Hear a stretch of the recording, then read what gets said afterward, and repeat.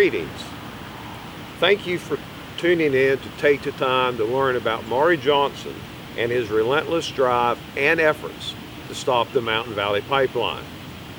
My name is Michael Barrick, publisher and editor of the Appalachian Chronicle. This film is a collaboration with Paula Mann, owner of Mountain Media Productions. In a moment, we'll hear from Maury. First, though, a brief recap of the Mountain Valley Pipeline. Announced in late 2014 as a partnership among several energy companies, the MVP was to traverse roughly 300 miles of pristine Appalachian counties in West Virginia and Virginia. It would be completed by 2018, the company said. However, it remains undone. While thousands of people have worked tirelessly to stop the MVP, Maury, after first considering the pros and cons of the pipeline, soon became one of its fiercest critics, and arguably most effective critics. Maury is with us now, and is by all accounts an inspiration and example. Let's find out why. Maury? Hello. Good to see you. Good to see you, Michael. We know each other, and it's been a long time, so it's good to talk to Maury. Maury, appreciate you taking the time this morning to share your experiences in resisting efforts to allow the Mountain Valley Pipeline to be constructed. So we've got a few questions for you. Okay, let's go. All right. When did you first hear of the Mountain Valley Pipeline, and what was your initial reaction?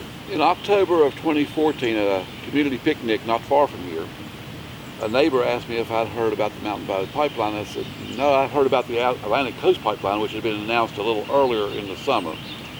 And a few days after that, I got a letter from a company called Mountain Valley Pipeline LLC, which we found out was part of EQT at the time, and they wanted to do some surveying. And we had some meetings. I wasn't sure one way or another what I thought about it. And unlike a lot of people, I allowed them to survey on the conditions that I was with them for various reasons. When they surveyed, I wanted to learn what the project was. I also wanted to make sure that nobody left gates open and bothered the cattle or got hurt. So I allowed them to survey for several months. And we're not far from your land, right? No, it's actually just the other side of the hill that's behind us. Okay. It's about 3 miles we go over the hill there. Around the main road, it's about 6 miles. It's family property. It's a family farm. It's been in the family for 150 years, I guess, with the exception of a few years I got out of the family. With my uncle and my father worked hard in the 60s to get some of the farm by. Okay. Thank you. Let's talk about the current status of the pipeline. Because of recent court rulings, the MVP recently announced that it no longer had a completion date for the project, even though it had announced earlier it was going to finish it by summer, even after these rulings. What do you make of this? What does it mean for the future of the pipeline? Well, if anybody really looks at it, I don't believe for 1 second that they'll ever get a biological opinion because of the endangered species. The candy dart, this fish right here, has been found in these streams here. And you can't build this project, in my opinion, and a lot of other people, and have this fish survive. There's other fish, there's other plants. I think that they're gasping for air. They have pushed ahead despite probably knowing better, sunk probably $1 billion, $2 billion, probably $1.5 billion so far, maybe more in this project, and now they're just up against it. I don't think that it's viable. I don't think it'll ever be finished, and many people, even investors, even some of their investors says it won't be finished. Right. Let's talk a little bit about the fish. It's a fish. What's the big deal? Well, every species is important, whether it's a small minnow or a large fish. This is the most beautiful fish found in the United States, probably, especially Appalachia. It used to be found pretty prevalent in these streams here, and through our environmental neglect, and farmers were part of that, we have destroyed it, just like we almost destroyed the bald eagle. and we did bring the bald eagle back. And we have several eagles around. We were happy. There's an eagle's nest just over the hill here that we monitor and try to take care of. So everything in the food chain, everything in the environmental chain is important. This is like the canary in the coal mine. Thank you. And I'm going to elaborate, and you agree, disagree, or elaborate yourself. In talking with Tierra Curry with the Center for Biological Diversity and others, that's exactly what they've said. These are canary in the coal mines for us. If these species are disappearing, they're becoming extinct, it's bad news for all of us. It's real bad news. The bees, there's the rusty patch bumblebee, which I am certain is in this area, but I can't get anybody to do an actual survey for it. That's a desktop analysis. I'm pretty sure I've seen them on top of Peters Mountain. I can't get them to do an actual survey. When the bees disappear, there's no food. When the fish and the mussels that take care of the water and help purify the water is gone, and there's no clean water, we don't survive. Humanity does not survive without these lower important species in the food chain. Thank you, Maury. And I want to interrupt for just a minute with a parenthesis to say that it really does matter what Maury just said about the interconnectedness of life. And if we don't recognize that, we're not going to understand the problem, and we're not going to care. So listen to what the man has to say. That's unsolicited, but there you have it. Now, the next question for you is, the project is 4 years overdue, as we talked about, and it's estimated now, and this is piggybacking on what you just said, so you may not have a whole lot to add, but anyway, it's going to cost 40% more than projected at $6.2 billion instead of $3.7 billion, if finished. Do you think these delays and cost overruns reflect a level of presumption and perhaps even arrogance by Mountain Valley Pipeline regarding the approval process for this project? And let me rephrase that real quickly. It seemed like they anticipated an extremely quick approval process when announced. It's not going to happen. That's the problem with this project, is that agencies that were supposed to do their job to protect the environment permitted things against the law. It's not the environmentalists stopping them. It's the fact that they're violating the law. And it's taking the courts to say, you didn't do your job. The Forest Service didn't do their job. The DEP definitely didn't do their job. The DEQ didn't do their job. The U.S. Forest Service, Fish and Wildlife Service didn't do their job. And I have talked to people inside there. Those people have left those agencies because they were trying to do their job and they wasn't allowed to. And they can't talk. There's some lawsuits and some grievances pending. And I just can't wait for those to be resolved so these people can talk and say what really happened. Well, we'll be looking for that. Well, I'm just waiting for it too. In fact, Paul was behind the camera over there, and she and Herman, about 8 years ago, they were coming up looking at the Stonewall gas gathering pipeline, 36 inch, and Braxton County. Again, they the number of violations that we reported and that they saw were just incredible. And that was because the people that were trying to do their job, as you pointed out, would get stifled in Charleston. Right. And so I think in that case, Paul and Herman and some other people, Autumn Crow with West Virginia River, at the time she wasn't with West Virginia River, but Autumn went up and they documented some stuff, and they actually sent some people up to, DEP is underfunded. They don't have enough inspectors, but a couple of inspectors went up and inspected it, and they wrote some notices of violation, and then it wasn't very much longer that they were no longer needed by DEP. Right. We have had a wonderful DEP person here who's written a lot of notices of violation, but suddenly there are no more notices of violation being written, and you don't see the inspectors anymore, and they don't contact you anymore. I've written 237 complaints about this pipeline, plus a few others. In my travels up into the central and northern part of the state, I see other things on other pipelines, and I report those too. And I don't get any feedback anymore.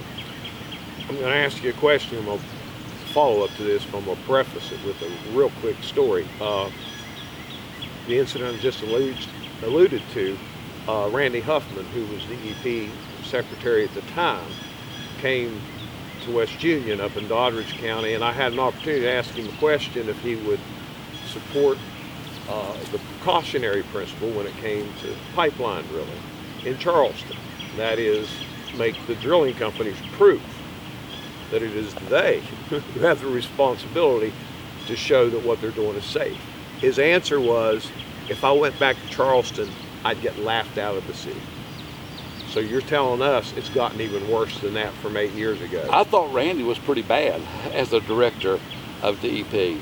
And then we got Austin Caperton. And I mean, that's like just opening up the door to all the foxes to come to the chicken house.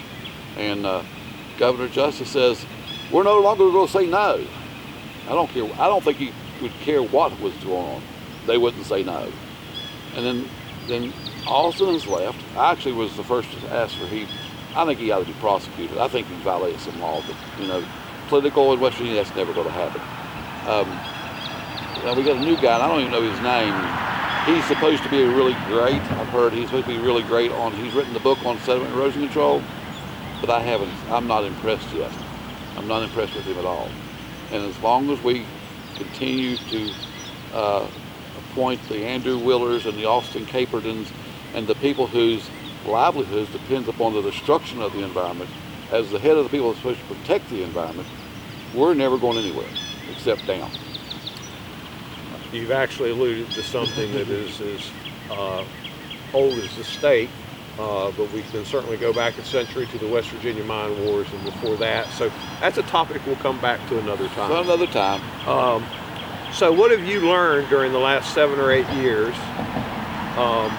And what circumstances, people, and institutions were in place for the company to presume that it would be fast-tracked?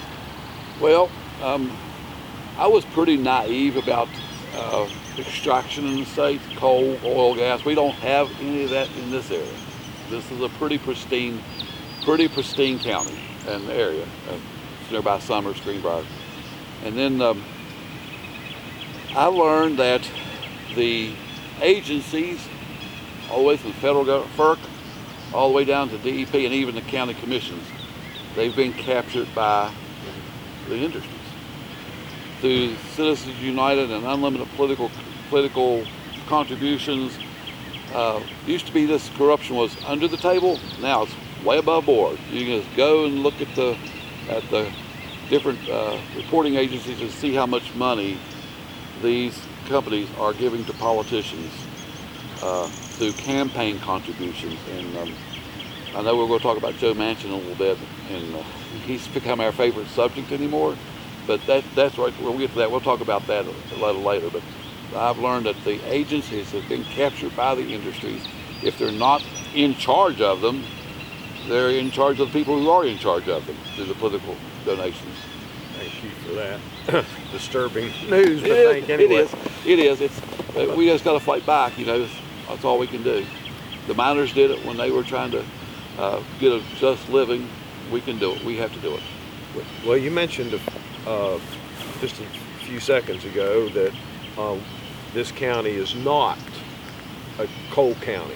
It's not an oil county. And so I need to point out, we didn't say, we're in Monroe County, West Virginia, which is in the southeastern portion of the state.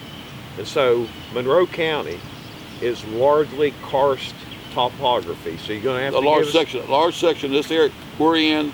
So there's a karst band. Karst is limestone and sandstone, mostly we think of limestone. You think of caves and sinkholes. So the water trickles into this karst, into this limestone rock, and in some cases sandstone rock, and it erodes away.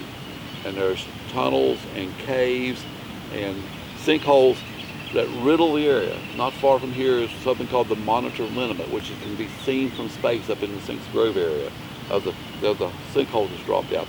We have a large cave just over the hill here called the Greenville Saltpeter Cave, which is a bat hynipiculum or bat habitat, hibernating place for bats, endangered species. They should have never been allowed to come through here, but the pipeline is right close. this stream here is fed by Laurel Creek, and Laurel Creek goes underground about 1.5 miles to 2 miles outside of town here, and the water comes back up and feeds the old mill here, this stream here. Indian Creek is just over this way to us, and it also goes underground just outside of town, and part of it comes up over here in a field and so back up in the creek, and some of it comes under town here and comes back up in this creek. So there's holes, and the aquifer, we're constantly discovering caves. There's the aquifer, no one knows where it goes. I taught school here in Greenville years ago, and I had a couple of boys come in one October from St. Grove, and they said that they had found a new cave, and we laughed at them. No, you just found it. And it turned out they did find a new cave. And they found a mastodon. We told them it was a cow skull. And they in the science teacher, I was teaching history, and the science teacher, oh, you found this old cow skull. It was a mastodon skull in the bottom of this cave. It's now called Scott Hollow Cave, and it's miles long, and they're still mapping it, and we'll probably be mapping it for decades. So you do not know, people do not know where the water goes to, how it gets there. We did a water study with the U.S. Geological Survey about 3 years ago, and we have determined that the water that's in my well on Ellison's Ridge on the other side of this hill is the same water that's in the Greenville water system over here on this side of here. This is about 4 miles, but the salt content in the bottom of the well says it has to be the same water. So explain the problems that go along with pipeline construction and development in karst topography. Well, there's a lot of things that happen, and what happened with across my property, of course, they say you got to prove it, and they got lawyers, tons of lawyers, and so I'm going to say, I believe, I should say I know, but I believe that when they blasted through the karst through my property, which I already had documentation of sediment stuff coming into the well a little bit. That's why we went organic. No more chemicals, no more fertilizers on the property, because one time we got some fertilizer taste in the water years ago. So when they blasted through there, lifted 13 feet of solid rock out of the field near where the karst, where the water intake is, I've had a persistent turbidity problem, and now I have a terrible E. coli problem from the groundwater just unfiltered at all. But like I said, I can only say I believe they've done that. I can't say they have done that because it would take me $40,000, $50,000, $60,000 and probably 10 years of lawyers, because they have all kinds of lawyers and stuff. And so you can't make that claim without proving it. We're close to proving it, I think, in the next year or so. It also has affected Paula's water. She has to carry her water to her drinking because she can no longer use the water in her well. I have not turned my pump on to my well since last May. The water is so bad. I'm going to try to do something this summer to try to flush that out and maybe try to use it, maybe to take showers. But I'm carrying water. I go do my laundry over at Nares most of the time. I carry water, either buy it to drink or carry it from Sweet Springs or other locations. So I just brought 15 gallons from Sweet Springs on Sunday down here. Okay. That's the problem with water. If they destroy my water, they could get all the water in this area because it's all connected. Well, that turbidity's one, and then there's chemicals. You know, leaks. If it leaks, the stuff can get the gas is actually heavier than air. It don't go up all the time; it go down. And who knows what else they'll put through these pipelines in the future if they build them. Well, you know, you had mentioned proving it, and the literal army of lawyers that these companies have. Yet you continue to fight. And so I want to pause here for a second before I ask you the question and remind people that almost about 15 years ago there was an author by the name of Phil Hawken. He wrote a book called Blessed Unrest. And what he did in that book was he identified what Maury is doing here. That is that individuals seeing existential threats around them will come together, will join forces, and we'll find a way to fight. And he's going to tell you here in a minute about how difficult that fight has been and continues to be. But it's important to remember, this is an editorial comment on my part, kind of a parenthesis in the middle of this, to not lose sight of the fact that He's already told you about who isn't doing their job. But who is doing their job? The citizens. Well, Maury, we appreciate that explanation of karst topography and the potential and real threats to the pipeline. Well, there's another threat. You build a pipeline and a sinkhole falls out from underneath of it, and there are sinkholes falling out all the time.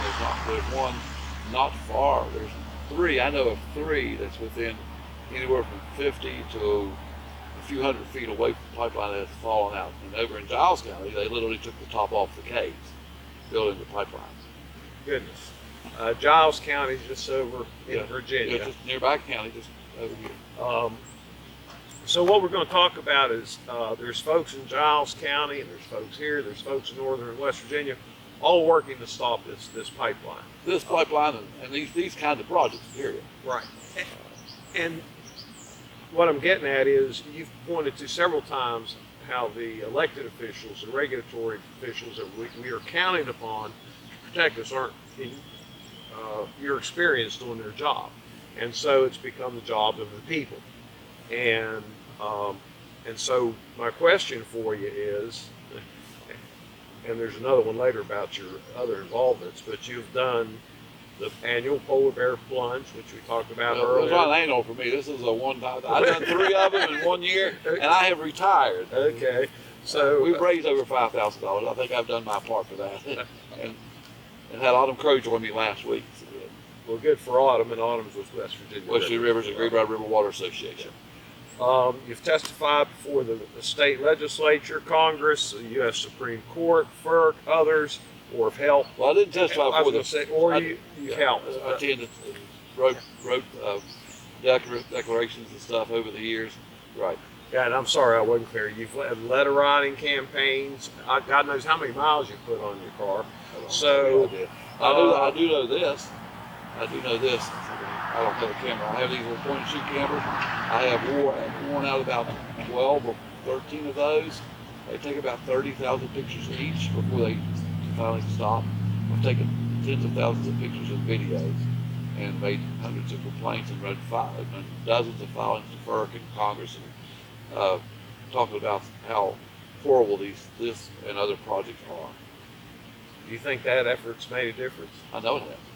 I know that it's the citizen scientists, all these people, not just me, all these people, Paula, the Watershed Association people here, the Preserve Monroe people, all the people of the Power Coalition, all these people that went out and got trained on how to do water monitoring, how to write letters. We've had trainings to help people do that. That has given the fuel, the science, to make all these lawsuits successful. We know our area better than some outsiders. I know about the Giles County seismic zone from my days in college, and it's right here. We're in the middle of a seismic zone, and it's real funny because we had one of the first meetings we had with the MVP people over here, not far over here in Linside. Some people said, "Well, how do you propose to cross Peters Mountain?" And they said, "Oh, we don't cross Peters Mountain." We said, "Yeah, you do." I said, "Just walk outside the building and that's Peters Mountain and you've got to go through here. How do you propose to cross Peters Mountain?" And they still haven't crossed that mountain, and I don't think they ever will. Next question for you. President Biden has got a full plate right now, I understand that, but he has expressed his support of fracking in the past. What would you say to him? I'll say the same thing to him I said to Joe Manchin in an editorial. He's dead wrong. Fracking if anybody even looks at the science, it's a horrible way to extract anything. The environmental damage done by fracking will be with us for 1,000 or 2,000 years if we're alive that long. And if we continue fracking and using this stuff, we won't be here this long. One thing we haven't gotten into, and they're not in these questions, but eventually we'll get this to for our readers and viewers, and that is the poisons that go with methane. Just once a gas line is in place, it still creates problems for the people living Well, there. they all leak a little bit. There's a valve above my house not far away. They leak really bad. They're highly explosive. They're under immense pressure. So there's a way of it'll leak. A pipeline under, I had a high school student pointed out to this, says, well, under that kind of pressure, extreme pressure, the leak will instantly explode if you've got a pinhole or something in it. So they're nothing but a linear time bomb. They put people within, some people, it depends on the topography. If you're in some little valley, it might contain it. But, up to a mile away, it's incinerated. They're extremely dangerous. Just look at there's been a lot of explosions of pipelines. Right. There's nothing this big yet. There have been some pretty close. The one up in Nixon Ridge up in Moundsville exploded and destroyed 40 some acres. I have talked to people up there and they said, well, they were actually trying to stop, the hill was slipping and there was actually sending a crew in there to work on it, and they were 30 minutes from being there. So we nearly lost several dozen men that day. The explosion down in Kentucky a couple of years ago from a pipeline, and they said, well, that was because of a faulty well 20 years ago. Same thing happened up in Pennsylvania outside of Pittsburgh about 5 years ago. Brooke County, 2016, fairly new pipeline in a remote area. Thank God it was wintertime and it was going around, melted the side of a barn that was 2,000 feet away.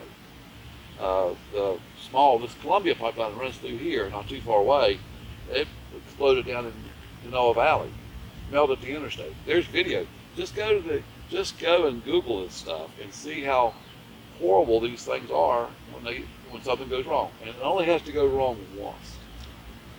Speaking of horrible things going wrong, I'm going to play devil's advocate, maybe, a little bit for you for a minute. We're going to talk about the Russian invasion of Ukraine. That invasion has placed our NATO allies in a vulnerable position as far as their energy needs go. What would you say to Senator Joe Manchin and others who are calling for immediate completion of the Mountain Valley Pipeline so that we can export LPG to Europe? And let me park for a minute and say that the Atlantic Coast Pipeline, which has since been stopped, they claimed they were never going to ship across sea. Well, they were heading in that direction. But anyways, I interrupted my own question. What do you say to? Well, it's another excuse to try to finish this pipeline. This pipeline from day one has been about exporting most of the gas, if not, even Washington Gas said that they were intending to send their portion of it to India. This pipeline has been about export since day one. And once you start exporting it, it drives the domestic cost up. So completing it, exporting it, you can get more money in Europe and India and China than you can here where you're going to send your gas. It's about export, has been since day one. First off, there's not the capacity to without ramping up fossil fuels in every facet of it, to do what they want to do.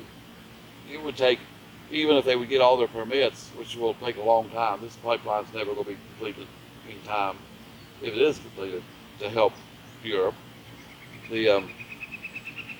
It's just locking in the infrastructure for something to be shipped to us. And then one person even speculated that what happens, we have the purest water in the world. 20 years from now, when we're no longer using gas, it's not going to be used in 20 years, it's going to be gone. What are they going to use this pipeline for? And they said, well, they're coming after our water. And if you look at the Great Wars, the next wars are going to be fought about water. The war in Israel is about the water in the Golan Heights. The big wars, if we don't survive this one, will be about water. We have water. I'm going to say something. In 2009, I went to the Democratic Committee state meeting in Charleston, and Joe Manchin was governor. And he said something that night that stuck with me. He was president of the Governors Association, and he said that he just got back from, I think they'd been out in New Mexico for a governor's meeting. And he said that people said, we don't really care about your coal and your oil and gas because that's on the way out. but we'd love to have your water. And we got to protect it. He says, we got to protect their water. Well, he's not protecting our water. Right. But he said that in front of the whole, there's 300 people there in the Civic Center. We've got to protect our water. We have the greatest resource in the United States, and that's Keystone XL. That was about water, the aquifer out there. We have to, above all, protect our water. To heck with our coal and oil and our gas. You can't drink that. You can't eat that. We have to have this pure water. I appreciate you bringing that up. And again, another issue for another day, and that is false choices. Straw men sometimes will say, well, it's either or, when maybe we could all learn to do with less. And that's well, there's alternate day. sources of energy. It's going to be painful. It's going to be what they've got themselves in a position in Europe that they're going to have to make. They're going to have to make some drastic choices, and we can help that. We can ramp up the through the defense. I forget what that act is. The President's Defense Act, whatever. Protection Act. That's it. They can start if we go and mount a World War II type of effort. We can get the heat pumps and stuff. Yeah, that's got to be fueled by something, but not as much. And we can ramp up the green energy. We can ramp up the windmills. Denmark. I was in Denmark in 1989. Denmark used to be a huge coal. Everything was coal. I think they're 100% wind powered. I saw the windmills in Denmark in 1989, and I said, why are we doing that here? And Vestas Energy did have some stuff, and now more people's getting onto it. But we should have been doing this in the 80s and not in 2020s. Right.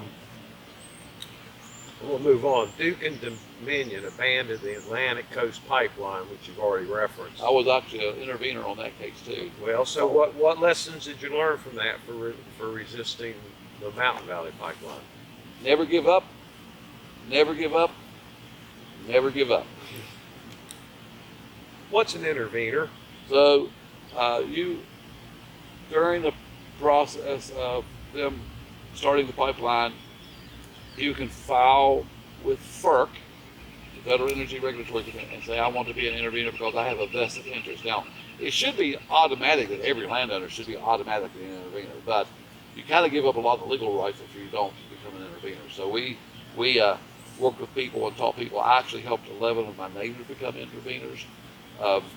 And that gives you standing in lawsuits and objections with FERC. You can be heard by FERC. I don't know why the agency make you do this because they can eliminate people. And if you don't file something after a period of time, if you just get all the information that has been sent. So when you're an intervener, somebody files something, they have to send it to you so you can read it. It's not automatic. But if you don't file something over a period of time, they take you off the interveners list. And we lose people off the interveners list because they're reading stuff, but they're not filing all the time. Good. All right, very important part of the process. It's a rigged process. That goes back to that citizen. It's a rigged process. We've been working with FERC to overhaul the way the system is done, and they did a lot of good changes. And in the industry and the so-called corrupt politicians, Joe Manchin pulled them up. We did this big change. It's going to look at other people besides the energy companies. How is these projects going to affect everybody else?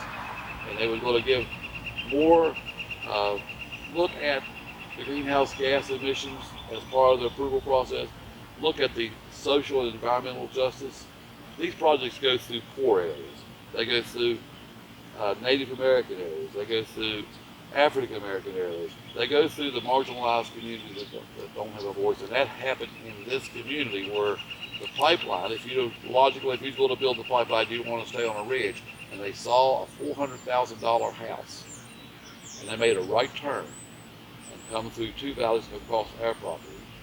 I don't want to do that I don't want to do any of my neighbors. But logically, to build the pipeline, the shortest route, why do you make a 3-mile or 2.5-mile detour and go make a bunch of 90-degree turns to avoid a $400,000 house? It originally wasn't on the maps they used, but they used old maps, and they got up there and it was surveying, and the surveyors told the people that just built this house, oh, they'll never come through here. And they did. They turned and left and missed that house. Again, another story. Yeah. I hope we're trying to keep track of this. That's why we have a script so we don't get too far off of it. This goes back to your original, or one of the original questions about your activities. Much of your work has been done through POWER, which stands for Protect Our Water, Heritage, Rights. Land rights. Well, land rights, excuse me. Well, we just write rights, made short. Rights, right. Preserve Monroe, and the Indian Creek Watershed Association. Talk a little bit about these organizations and how these they tangle in with the MVP. So, we formed Preserve Monroe. In this county, there's Preserve Monroe and Save Monroe. Preserve Monroe is a coalition of people from all over the county, mostly centered up in the Union area and down here to Greenville, because at one time the pipeline was up in that area. And Preserve Monroe was actually an already established group that followed a power line years ago. And then it was going through Peterstown area, and some people down there independently formed Save Monroe. I'm also a member of Save Monroe. I'm not on the board or anything like that. We actually kind of work together. Save Monroe's more into joining the lawsuits and stuff. And Preserve Monroe, we do the Facebook page for everybody. So the Facebook page for this local fight is Preserve Monroe Facebook page. There's no use to have 3 Facebook pages. So we also do stuff for Indian Creek Watershed. Indian Creek Watershed was established over 20 years ago to take care of problems and monitor problems in Indian Creek Watershed, which is the main watershed. But they work with the Second Creek Watershed Association. Rich Creek doesn't have an association, but they're trying to work on one, so they're really kind of you might well call them the County Watershed Association. So those groups have different missions. We work together collaboratively on some things, we work independently on some things. Then the group, on the ACP, all the different local county groups and regional groups joined Blue Ridge Environmental Blue Ridge Environmental Defense League. Right. And we talked about joining that. We didn't. We formed our own coalition with the county that started with the people up in the Braxton, Lewis County area, Mountain Lake Preservation Alliance. You were well aware of that group because I think you were one of the founding members of that group. I was.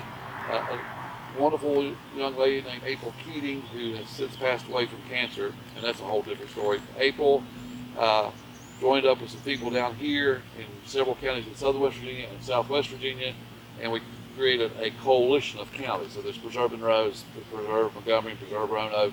Summers County, they call themselves Summers County Residents Against the Pipeline because they had their own little group that formed over there. So we have a coalition. There's also an extension of the south gate of this pipeline that goes into North Carolina. They don't even have anything. They can't get any permits down there. We work with them. Through that, we work with broader coalitions all over the region. Now there's something called the Pipeline Fighters Hub, which is a coalition of people from all over America. Power and Keystone XL and the DAPL people and the people up in New York and Oregon. So the Pipeline Fighters Hub is now a national organization that we're also a part of. So all of them, there's little specialty groups, larger groups, and it's a national movement. There are tens of thousands, maybe hundreds of thousands of people who are part of this because we understand the urgency. And Joe Biden said we are in code red for the climate, and he's not exaggerating. We have to do better. And there's another example of the blessed unrest referenced earlier, where that folks are out there making the difference. I'm literally associated with or members of probably 3 dozen groups locally, regionally, nationally, and now have joined one that's international. It keeps you busy. I suppose it gives you purpose too, though. Yeah. Just a couple more questions. What has given you the courage and determination to resist huge corporations? I care for my neighbors. I care for my land. I care for my kids. I'll have grandchildren soon.